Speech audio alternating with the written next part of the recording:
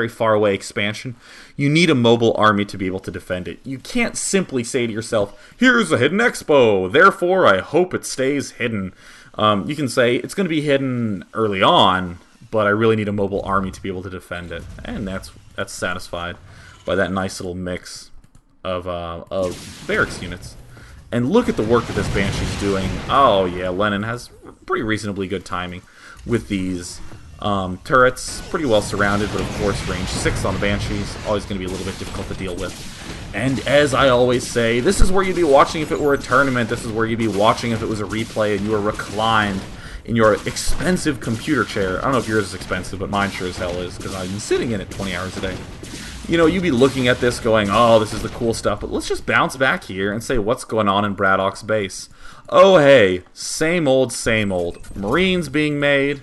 He is now going to be making some Vikings. He is now going to be making some tanks. Is Siege Mode coming up? Oh, Vikings coming up. I bet Siege Mode is going to be going down real soon here. Awesome. Looks friggin' identical. This Marauder funkiness at the start of the game is a distant, distant, distant memory. All that I am currently aware of is this mid-game by Braddock that is looking very standard.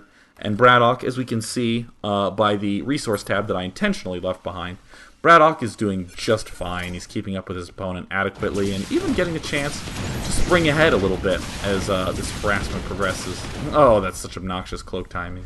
Ihan timing. Everyone loves cloak. And of course, 2 Banshees is always going to be better than 1 because you can easily harass these outer skirts here. And you're also getting very clear vision of what's up in your opponent's bane. In your opponent's bane? In your opponent's mace? No, in your opponent's main, in your opponent's base. There we go, that's what I wanted to say. So let's come back to that idea of chunking and how you can use chunking to become stronger. You could go to the gym, which is what I've been doing, just saying. But chunking is a good way to become better at Starcraft as opposed to better at being sore all the time. So now that we have this mid-game chunk that we've seen Braddock do, you know, this Marauder heavy emphasis, getting a little bit of tank Viking at the start, really wanting to emphasize a lot of Marauders. This is when you start to say, since I have like an anchor point in the mid-game, any opening I do, I want to see how it feeds in to what I'm trying to do. Would a 3 Barracks Marauder opening be good? It definitely doesn't fit well into this anchor point I've established of having tanks and Vikings and then a whole bunch of Marauders. Perhaps you could open like 3 Barracks Marauder, get a command center, and then get a factory and a starport, and then start making all this stuff. Okay, now I'm starting to see, now I'm starting to try to fit it in there. If I open up for a Banshee Rush, as we saw in Game 1, okay, it sort of fits well into this because I have the 1-1-1 mix of Barracks, Factory, Starport. Now, what if I open for Marauders and then do a delayed Banshee? Yeah, still same thing. What about Reaper into Banshee? Well, that seems to work because I already have a tech lab at the Barracks as well. Okay, that could be something that's effective. 2 factory openings, doing some sort of double Hellion push. Seems less good at fitting in there because you have 2 factories and one of them's going out the window early on. These sorts of things. Once you have a good anchor established in the mid-game, you get to bounce right into it with whatever opening you choose to have. And likewise, Braddock getting a good bit of scouting going on here with this Barracks, more commonly known as the Banshee. You know, he has a good sense of what's going on here. Lenin is pretty pinned back. It appears that Braddock hasn't even scouted anything going on up here. But Braddock is taking this command center before he ended up getting his extra Barracks to do his mass Marauder junk.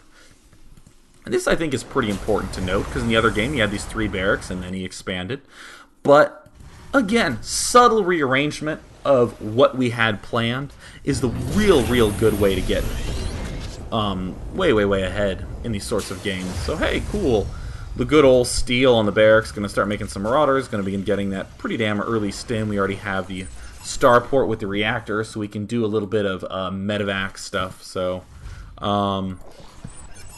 good stuff. Good junk going on by Braddock. So, anyways, we do have the tech labs being added on in these Barracks. Drewby doing some good old, or not Drewby, Lenin doing some good old scanning action here. And Lenin has been pinned back largely. Lenin's going to have a lot more Marauders going into the the mid-game stages. As we can see, it's 14 Marauders versus 3 up on our unit counting station. Oh, look now, 16. Very, very, very big difference. I think that Braddock perhaps got these barracks a little bit too late. But regardless, we do have this engineering bay timing up pretty good. Going to be getting upgrades for those Marauders soon enough.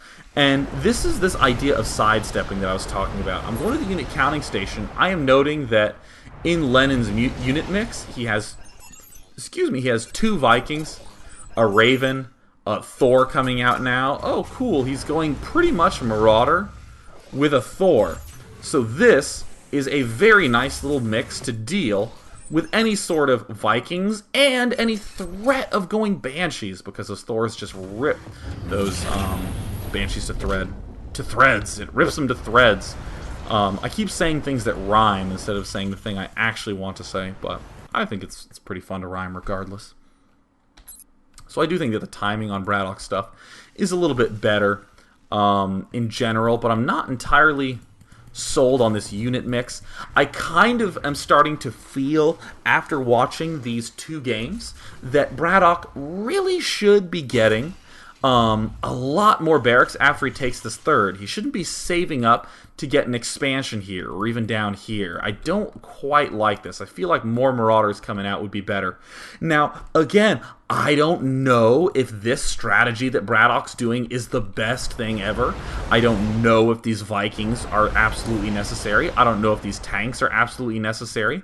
I feel like more Marauders would help. These are things that I don't know, but I am still thinking to myself. I'm still just thinking, you know, to smooth this build out, to make whatever the hell it is he's trying to do better, I feel like more barracks right as you're getting the 3rd up, or right after you get the 3rd up, would improve this substantially.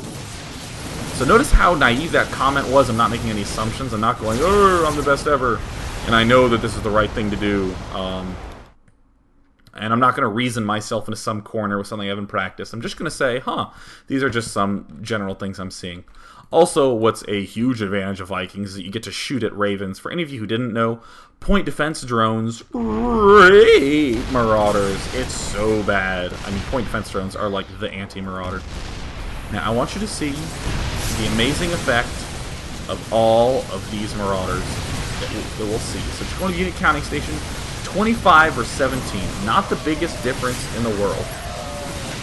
But notice that just having this Thor here to take a few hits, throwing down an auto turret, Lenin is just crushing this force. Really, really nice. And all that Braddock really has left is a bunch of Vikings that are going to get taken down pretty easily. I'm liking these Marauder numbers. And as we can see, Braddock's a little bit behind. Does have this expansion up at the end. And anytime you're taking an expansion, I love when there are a bunch of unit-producing structures en route. I still think, I feel like with 4 bases, 6 racks is still skimping it quite a bit. I would really like something more like 9, 10, 11 barracks with reactors. Yeah, now Braddock's starting to add on more stuff. You can support a pretty ridiculous amount of stuff. But Braddock being good about getting his upgrades. Yep, he's getting double ups. Knows what unit is the central focus of his army, the Marauder. Funky little tiny mixes coming out here by Lenin. Looks like there's going to be no big Viking wars going on. So, you know, a few Vikings being made by Braddock. Again, that vision advantage is pretty big. You know, and Braddock will have to lift this. Vision advantage is pretty big, so he's going to love getting those Vikings up. But also, if you have a little Viking advantage, say 3 versus nothing, you can begin making medevacs, which of course will help out your Marauders, but most importantly will help out with your harassment. Again, if there are no Vikings in the air, then medevac drops become super potent, and pretty much other than the Viking and the Banshee, most of the Terran units are fairly sluggish in terms of movement. Sieged tanks can't move. Marauders are pretty slow when not stim, so drops are absolutely super potent. And Braddock doing a little scout of ruin. Game still looks pretty even. Lenin, who did this funky hide an expo up here and eventually took his natural that was tucked in between, is starting to pull ahead. Braddock is also gathering up a big force to be able to do some funky stuff. But again, note, pretty even stuff. So you know what?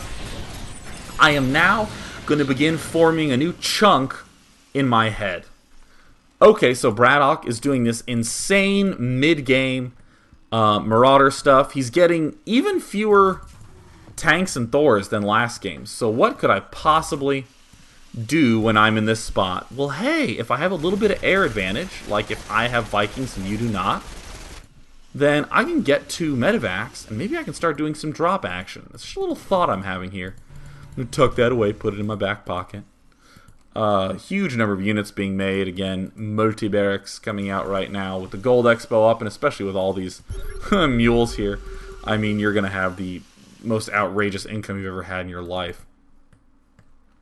So Braddock doing the good old check around, and notice that Braddock really sprinting ahead, and there's always these trade-offs when you're expanding.